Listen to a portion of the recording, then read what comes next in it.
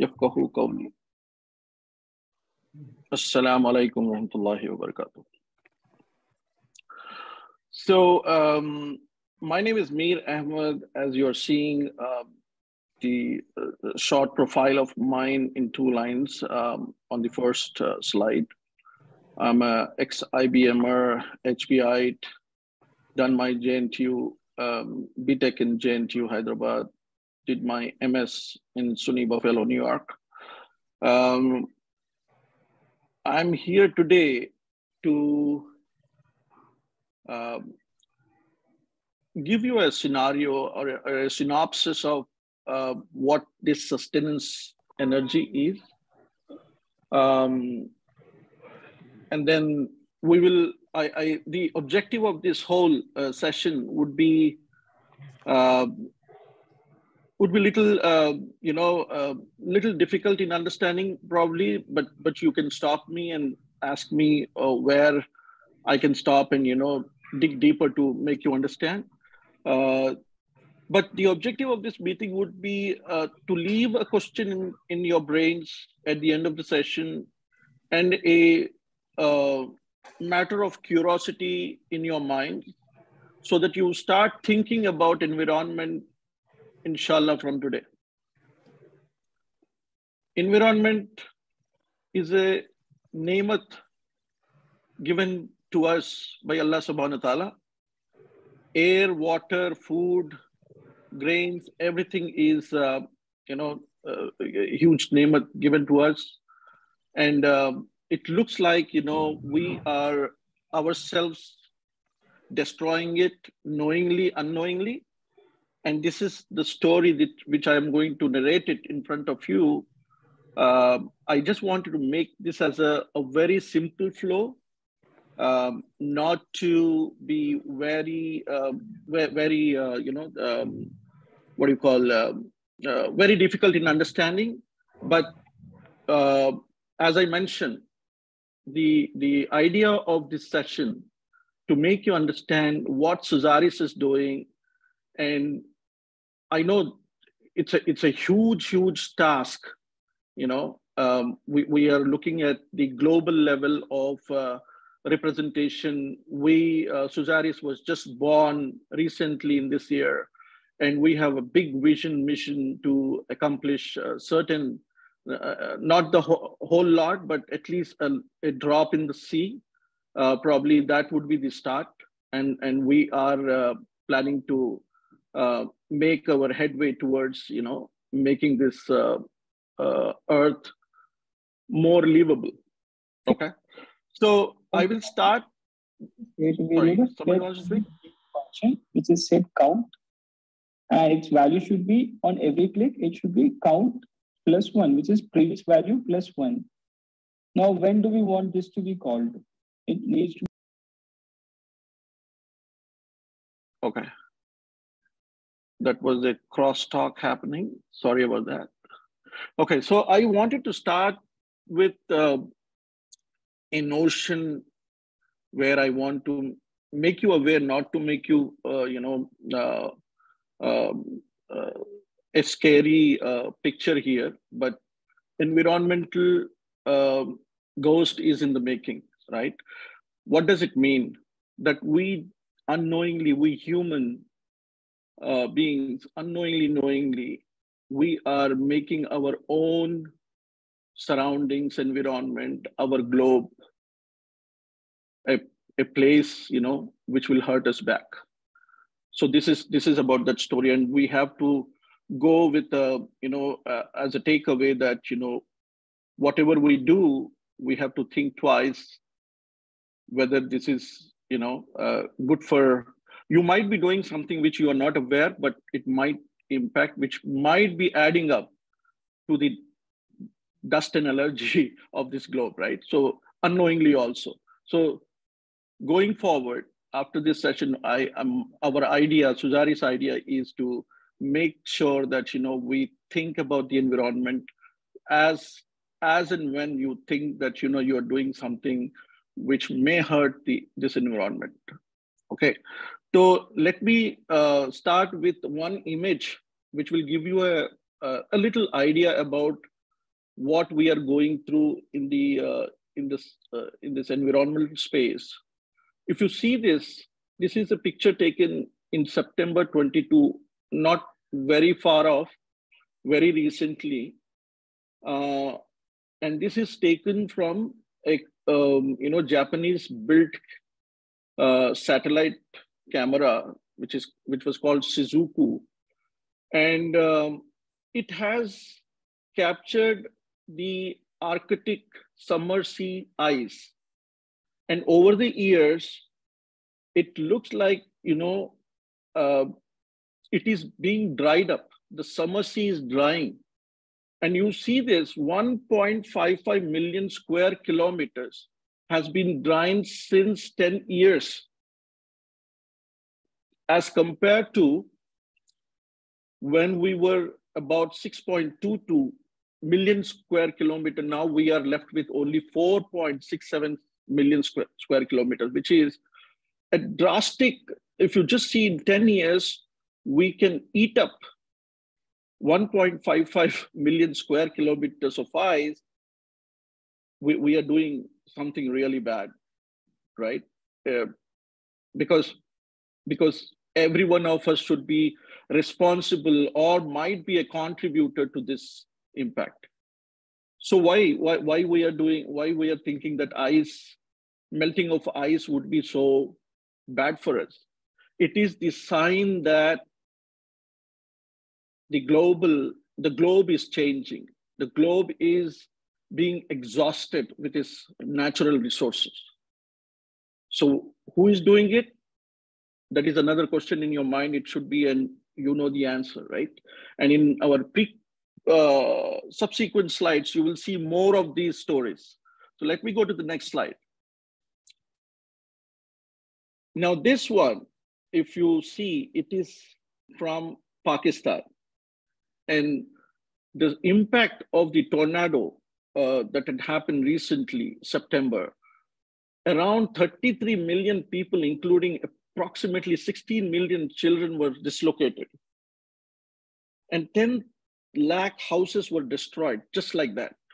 They just, got submerged into the waterbed. And the loss is $10 billion, more than $10 billion. What is the reason behind this?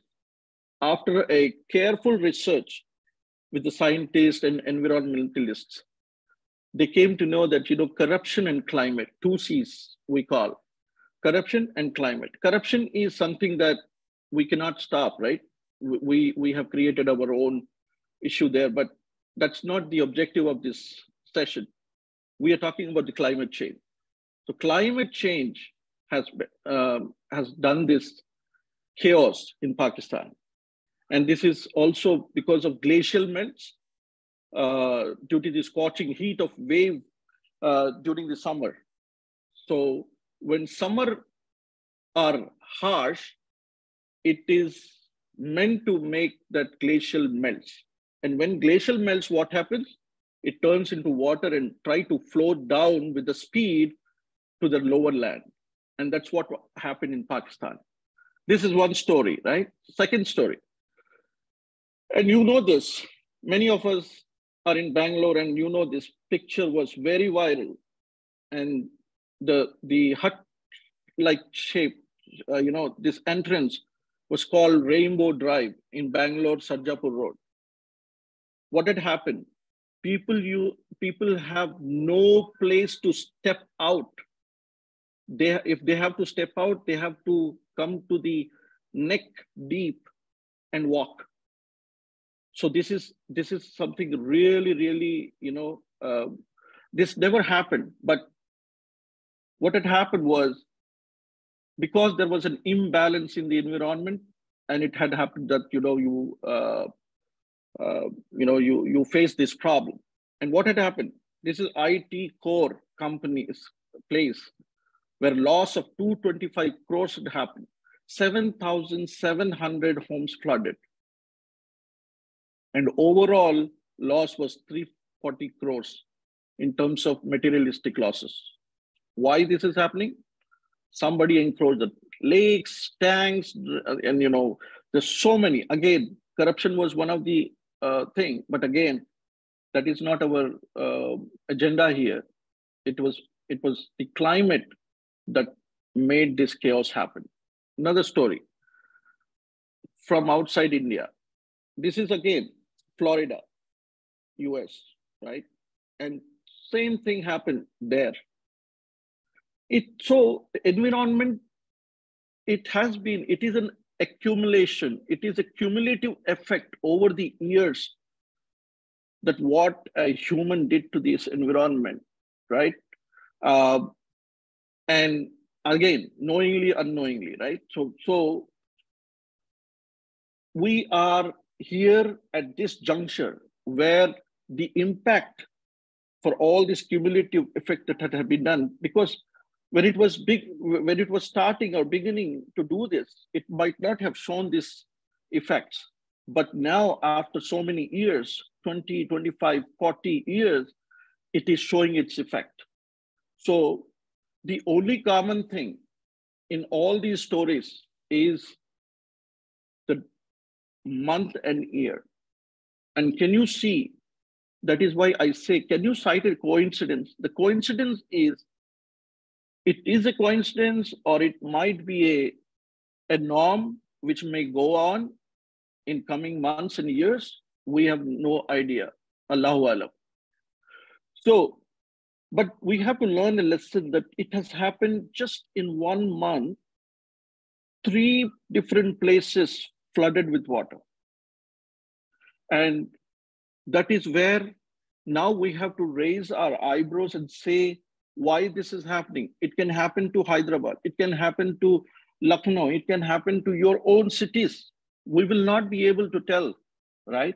But can we do something now? Yeah, we can do at least a little bit of everyone. If we do, we can make a huge impact even now. But we should get the awareness of the entire thing, that what we are doing in our household surroundings, what we do surroundings. Are we throwing our garbage out?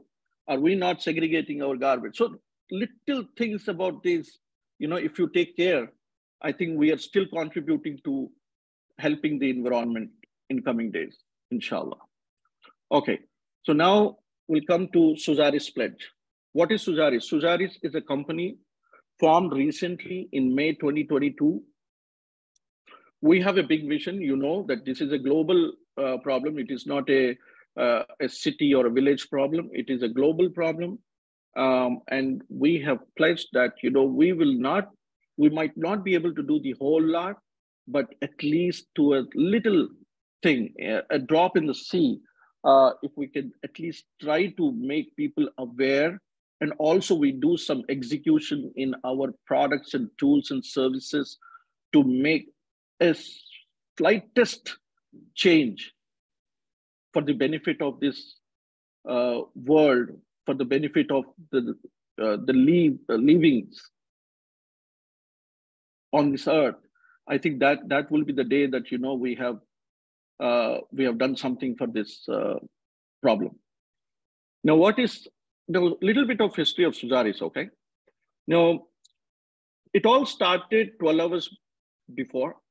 February 2010, there was an inception of idea that, how do we contribute? How do we contribute to the things that are happening, which is messing up the environment? So it started February 2010. Then there was a first design of wind turbine. Our scientist, Rizwan sir, I don't know if he's on the call, but he has incepted the first design of wind turbine, and then this wind turbine was patented in October 2018. Then product improvement, there was huge product improvement in 2 years, right? And then after we found out, after a series of simulations, we found out that this is something worth trying to experiment on. And that is when we thought, let's make an entity which can represent this product to the world, inshallah. No. We have seven participants here. Not a lot, but I think you can be our ambassador or a messenger to send this out to various other people. We want people to come along, try to understand what the real problem is, why this world is so passionate about generating the real renewable energies, sustainable energies, and not the non-renewable energies like coal, petroleum, and stuff like that. So this is what we have to. The thing is, Suzaris was born on May 22. Then we have spent about $35,000 to arrive to this juncture where we can say that we have a product which is a world-class product, right? And then our future will be to build new, more prototypes to make sure that we are making such products more and more that can help the environment in the future. Then 2024, our idea, Allahu Alam, if Allah Subhanahu wa Ta'ala helps us, we might go for a mass manufacturing once we are into that state, and then production and sales will happen. Okay, so this is our short ambition, and I think we all will together make it happen, inshallah. Okay, so why, how this whole thing is happening, right? With two laws, just two laws. The basic, we have studied this in our elementary schools, high schools. Energy can neither be created nor destroyed.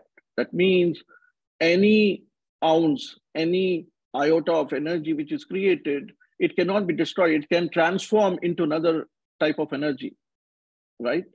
So this is one basic thing that we have adopted and try to make our products. The second law of nature, what we are thinking is, Albert Einstein made it so clear that look deep into nature and then you will understand everything better. Meaning all issues are created in this earth have already some solution in it. All we have to do is dig deeper, look deep, right? These are the two laws that made us, which is making us our life a lot easier in designing our ideas and products. Now, what is the product? The product is wind turbine, okay? And this is what we call it as a wind turbine. The wind turbine, if you see it, what is wind turbine doing? It has blades. It moves around in a circular fashion, in angular form, and then the movement of each blade will in turn rotate the motor. The motor rotates and electricity is generated. As simple as that. I don't want to make it very difficult. Okay. So now the wind energy transforms the momentum of the blades in motion energy. It will move the blades, and motion energy turn the mechanical energy as a motor rotating its own rotary motion, and then it creates an electrical energy. So you see how the transformation is happening from energy to energy to energy. There will be some losses. I'm not saying there will not be any losses, but there will be losses. But the design is made in such a way that minimal losses can happen, okay? Once the minimum losses will happen, then you have the highest efficiency model of wind turbine. If I want to tell you, see, these all horizontal lines, they are the air path, okay? Then every place it hits the wind turbine blades, the wind turbine is built in such a way that no air is being wasted. Either the force of the air will push or pull. There is something called suction effect that is also built in here. Suction effect is it attracts the air, it attracts the object, right? And the push is in such a way that you see those shallow ducts in the leaves, that it will flow and make low pressure air and high pressure air, that will make a seesaw effect. That means in a seesaw, one seat goes down, the other automatically comes up. And one, it goes down, the other one goes down, the other one comes up by automatic, right? You don't have to make double efforts here, right? Similarly, here also the same concept is happening. This circle is the top view, and this circle is the side view. Okay, and there is an air diffuser. The moment the air is collected, it is going to distribute evenly into all the blades, so that we have the evenness in the airflow, where there is no friction, there is less friction provided. Let's say I have in one blade more force, the other blade absolutely no force. There is a friction which is introduced. That is why air diffuser work is that whatever the internal air that comes in, it will evenly distribute to it for the even flow. Another science, if you can think of, now we'll come to a calculation. You might be thinking why we are so passionate about making this a global product, right? But I will tell you. So this is something called angle of attack. You might be thinking that how the aircraft moves. There is an angle of attack. Only then it will take a lift from the ground and get into the sky. This is exactly what is happening. And friction drag.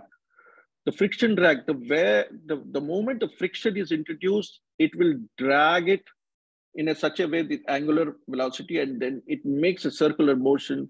And the moment of air that is hitting the blades, and the moment of hitting the blades, and the moment of the rotor movement, is that called this CP as a ratio.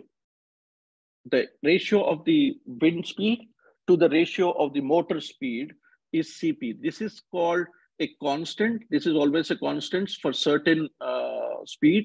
And this is what we got as 0.59. 0.59 is supposed to be the maximum. It is almost an ideal, very close to the ideal value. I will show you in the next slide how it is ideal value, right? So this one, and this is again, we have done it only a theoretical way of doing it, which is simulation. We have not done it practical way. So what is recorded in simulation, we got this. And in what we do in practical, we will not know yet until we do a testing. We have not done the testing yet. We are in the making of another new version and then make the testing, right? And now this is the formula where we have to put, this is the area and the diameter of the entire model. And when we put with CP into it, so it will generate 4,428 watts. Okay. So this is something that you don't have to memorize this, but again, just for your knowledge, how things will work in wind turbine, the basic things, right? Now, this is the graph that I was talking about. This graph is saying that this is the ideal CP, okay? This is the ideal CP here. The major CPs are here, right? So this is a 3-blade, this is a 2-blade, this is a 1-blade, right? Now, ours is a 3-blade and 2-blade rotor. It's not a 2-blade, so it is 3-blade. So if I see 0.59 somewhere comes here at the dotted line, okay? That means the theoretical values show a very promising CP. All we have to do is do a practical test and make it, make it possible. And there will be a deflection to the theoretical and practical way of doing it, but it cannot go beyond 6. 6 is the maximum. That is the ideal thing, right? So if I go back, it is showing as 5.9. So that means we are showing a very good designed wind turbine. The only place that we are stuck is that we have to do it practical, and we are in the phase of modeling it and attaching an alternator to it and trying to get the real values. All right. Now, this is the practical thing, right? And this was built in 2018, and here is our scientist, Rizwan Sab. So he has built it. He has made a prototype.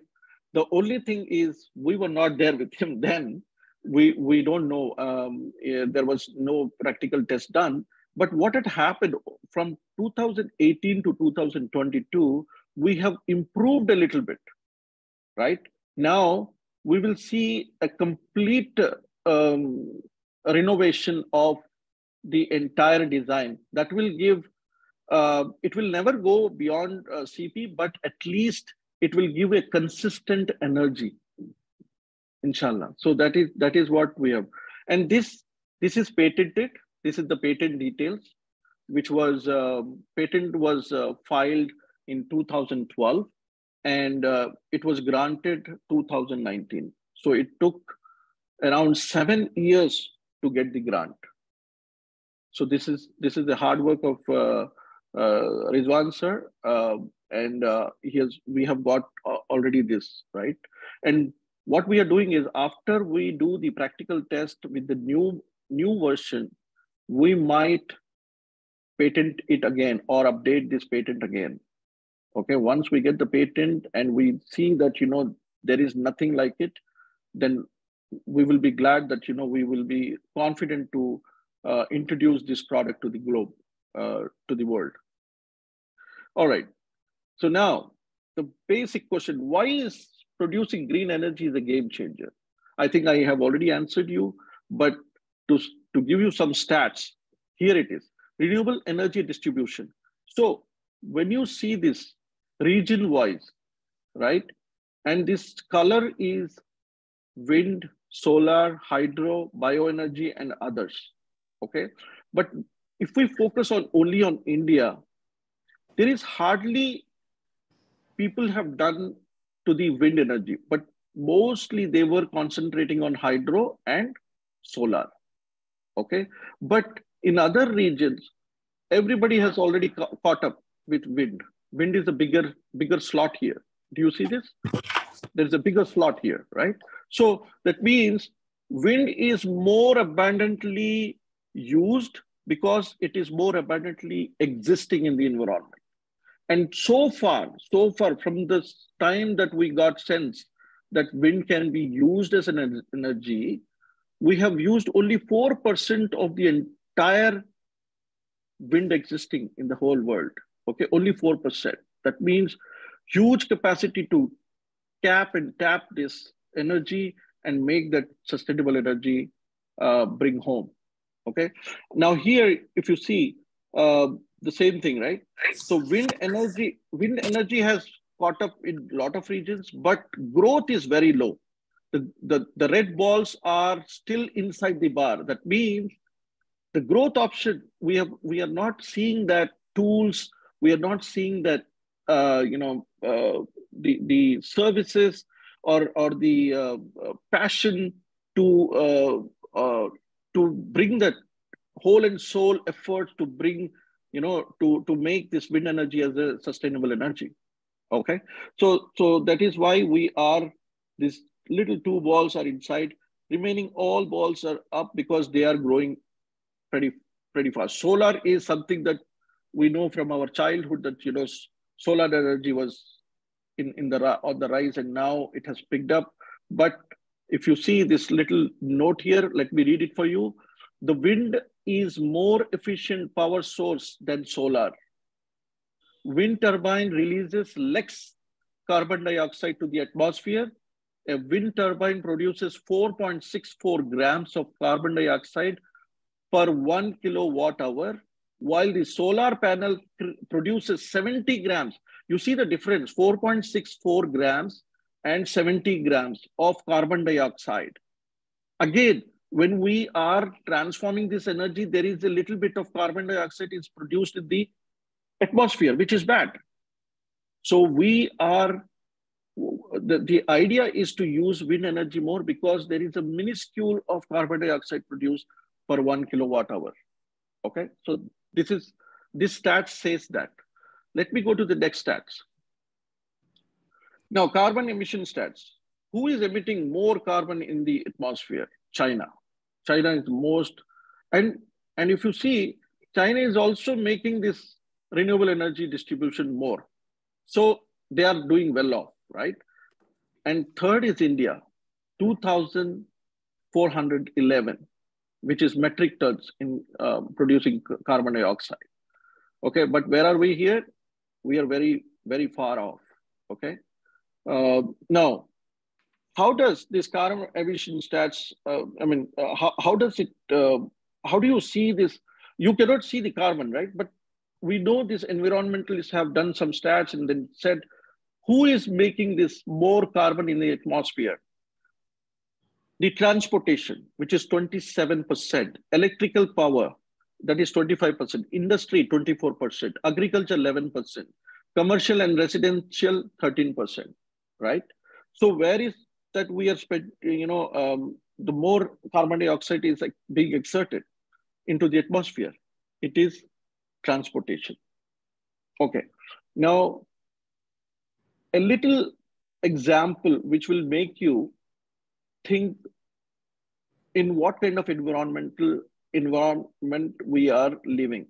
Total emission in 2020, I'm talking about 2020, that might have been risen to some more millions in 2022 after 2 years, right? So 2020 stats says 5,981 million metric tons of carbon dioxide equivalent was pumped into the atmosphere. And what does that mean to us? A small car like a Maruti 700 or i10 or equivalent car is weighing about 1 metric ton. Okay, so thus a million metric ton, so million small cars, the weight of 1 million small cars are there in the atmosphere in the form of carbon. And we are talking about 5,981 million. So you can imagine, now you can make the mental calculation how bad we are. So this is what the, I want to make sure that, you have this, but I will pause here. I see some chat coming and let me check if there are any questions. This topic is fine, but put light energy storage. Hold on. Well, it will cause pollution. The topic about just put light on energy storage well as well, which is the main cause of pollution. Whoever is Surush Shayan, can you come on the speaker and explain this question?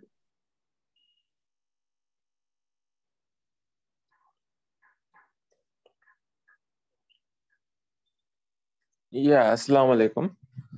Wa alaikum assalam warahmatullahi wabarakatuh. Mir Sahab, I'm glad to to know you are also bothered about the pollution which you are making in the environment, and you have alhamdulillah made an effort to put a step forward in it, and I wish you luck in this thing. And my question was basically we are basically thinking about creating an alternate source of energy. Okay, but the thing is when we are storing those energy in a battery, like in a car, something. So we are using lithium-ion batteries. So lithium mining and everything else is like also causing a huge amount of pollution. So that's what I was like concerned about. Like we are thinking on the other half, but we are not thinking on the other half of it. So I wanted to know like what is the solution for that?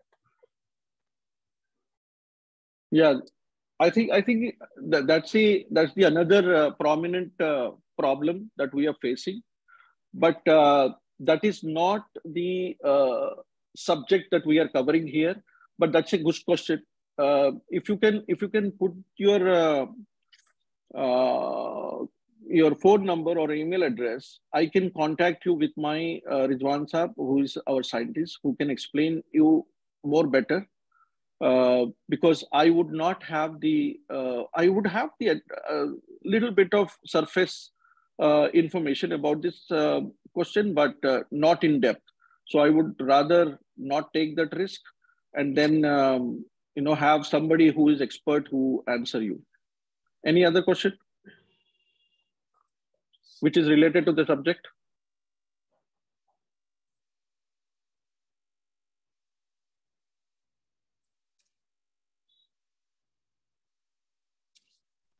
And sometimes environmental says, yeah, go ahead.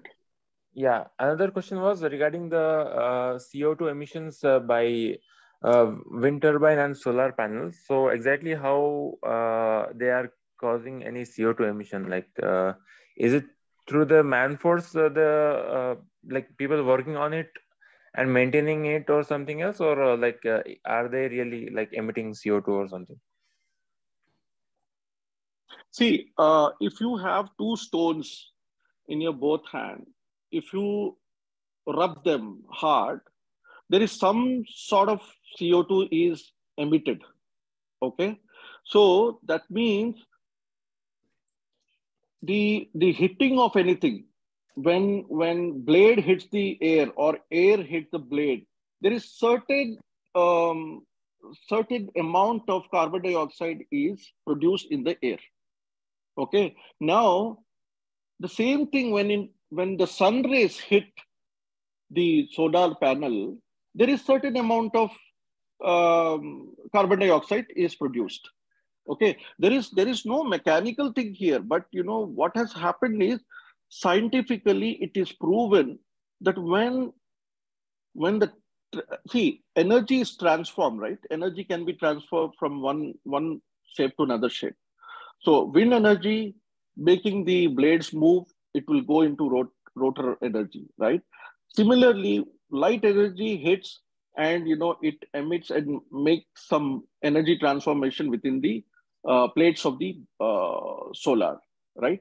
So how it is produced, there is no explanation to that, but it produces an amount of carbon dioxide which differs in the volume in wind and in wind solar. Okay, got it. Yeah, thanks.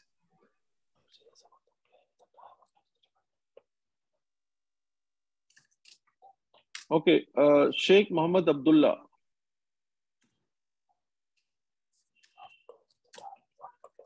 Can you please come on the speaker? Assalamu alaikum. Walaikum salam. Yeah, should I explain the question? Yes, please. It is similar to what Surush had said before, that when we compare the net emissions of carbon dioxide, then before the manufacturing electric vehicles, because of the extraction of lithium ion and many more other compounds, so there's a lot of pollution going on. There's a lot of we use electric vehicles for that as well. Heavy usage of electric vehicles, and we do a lot of mining, and because of that, before the manufacturing of the electric vehicles, there's a lot of emission in carbon dioxide. And there's a lot of pollution of including noise, sound, everything. But the difference comes is that electric vehicles do not produce, do not emit carbon dioxide after it's manufactured. The emissions are less. So because of that, electric vehicle booms, like it's booming. But if we compare the net emissions of carbon dioxide in EC engine vehicles or electric vehicles, then the net emissions are more in electric side. So in this matter, I guess the solution is not viable to remove the EC engine vehicles, or just admit that we can go for electric vehicles. What do you say about this? So are you saying because it produces carbon dioxide before it is manufactured, it is not viable to use on the road? Is that what you're saying? The electric vehicle? I am saying that as the net emission taken into, like if we consider the net emission of both the vehicles at same place, then we see that the manufacturing process of the electric vehicles, the process until it's manufactured and brought into the market, here we have more emissions compared to using of the EC engine vehicles for like 3 to 4 years. Because the emissions are happening in electric vehicles before manufacturing, and the emissions are happening after manufacturing for the EC engine vehicles. That is the only difference, but the emissions are the same. And sometimes electric vehicles have more emissions. Then what do we? The only thing which is left is cycling and while we transport. Yeah. So I know before, during the manufacturing cycle, I know formation of, formulating and formation of the batteries that trigger the vehicles. I know there is an amount of carbon dioxide emitted, but when it is on the road, somebody driving it with the same energy emitting carbon dioxide, I was in the impression that it is lesser than a conventional bike, which is running on the petrol or diesel, and that is why people are going for, who are environmental lovers, they are going for the EV. But this is, I'm not sure how I can answer, because I myself thinks that I am not expert in EV, first of all. Second, the comment you made that EV is making a similar kind of carbon dioxide emission into the atmosphere while it is on the road, while it is already manufactured. I have no idea. I have to consult with somebody who is expert.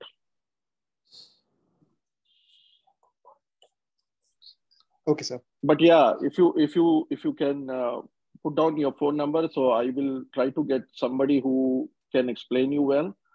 We have many brothers who are in this forum who are EV experts, and if that is the case, I don't know then why people are flocking towards EV, electrical vehicles.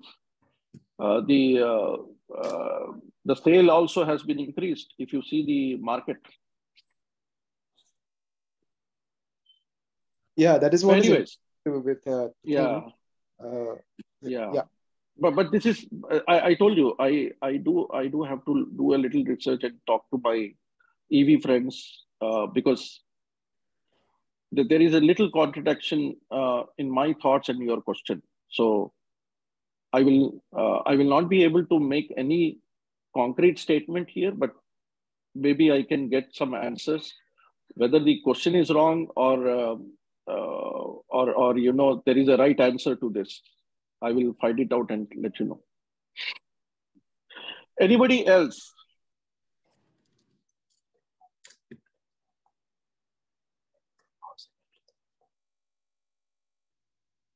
All right. So let me, I have 2 more slides, and then, I will stop and go for a final wrap up, right? Um, who can tell me what is this?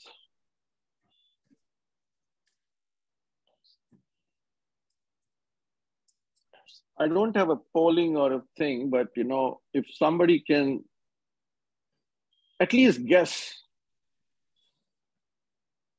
I think the thing is already explained in the heading, but hydrogen anybody turbine. Want to comment? Yeah. No. Anybody?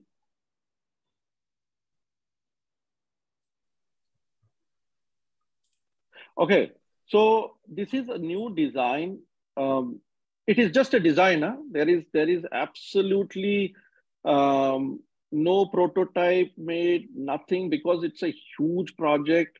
This is a luxury ship, which we have given as the name as ant. It looks like an ant because those 2 antennas. And if you see down below the ship, there is a turbine, which is a hydro turbine. This goes underwater. With the force of water, this turbine rotates and generates electricity. Okay, and this turbine design is already there. But why I don't want to put it out in the public? Because we still have to patent it. And this turbine, how it works is based on the speed of the water gush that is hitting this turbine. It will open its blades, and blades are flexible. They open and close. Okay, when absolutely there is no movement, the ship is stopped, then the blades will come very closer and it will not rotate at all. The moment there is a motion, a lateral motion, and you will see the circular motion happening in this hydro turbine. So this is the latest design which I just wanted to share. So other than this, Suzar is also making headway towards. This is nothing to do with environmental or sustainable energy. This is something totally different. Data shrinkage process. What is happening here is, if you see this here, some years back, right? Some years back, large products store only a peanut of data. But later over the year, what happened is the device became small and data storage became larger, right? But nobody can beat this ancient DNA in ancient bone. Okay. How ancient? It can store more than 10,000 years, 100,000 years of data in just small piece of bone. How this is happening? So we have taken this concept and we are trying to make an algorithm that will shrink the enormous data into a few character data. That is called shrinkage. We are not compressing it. Compressing is something that you might have done with the zip file, right? 800 MB of file becomes 760 or 560 or 700 MB file. But here, the enormous data can become only a small character, a string of character. And when you open that character up, the entire data will come out of the bag. Okay, so this is something we are building. We are almost done there, and this is again to put these things in your mind so that it will create a curiosity in your mind, and you will come to us, and you give us idea, we give you idea, and you want to make something like this in your projects, you can very well come. So if you see this little circle here, this is what happened. The outer surface, the outer diameter, circumference will have the data. Then it will shrink it to a smaller. Then finally, this 4 characters will have the entire data. So this is the concept, okay? And how does it do? This is something, DNA is a biological way of storing data. And the conventional way of storing is the mathematical way of storing is 0, 1, 1, 0, 0, 1, right? Like this, then OR character. But what we have done is we have made this biological way of storing data. We have made an algorithm. That red rectangle you see, it is an algorithm that is made to emulate the biological way of storing data as a DNA synthesis. Then it will convert into conventional data, and it will be stored into a physical, not a biological, a physical structure where it can produce data anytime. The same, without losing in quality, without losing in resolution, and without losing its meaning. So this is another thing that we are looking at. And that is all we have today.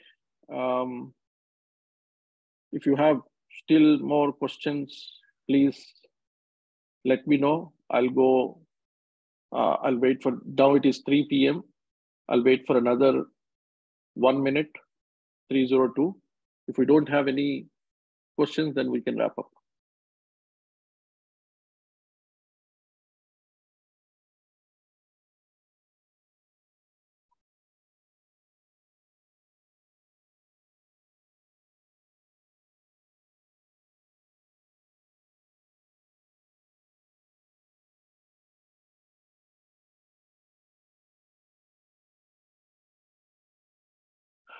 So, Saif Bhai, over to you.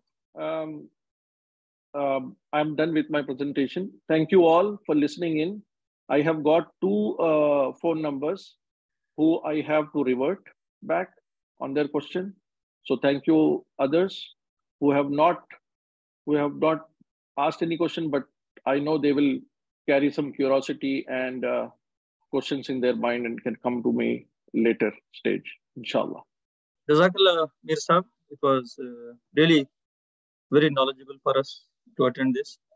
So do we have any other questions from the audience? Okay, so with this, we can close this session. Thanks a lot for attending. And thanks a lot, Mir Sahab also. So I'll stop the recording.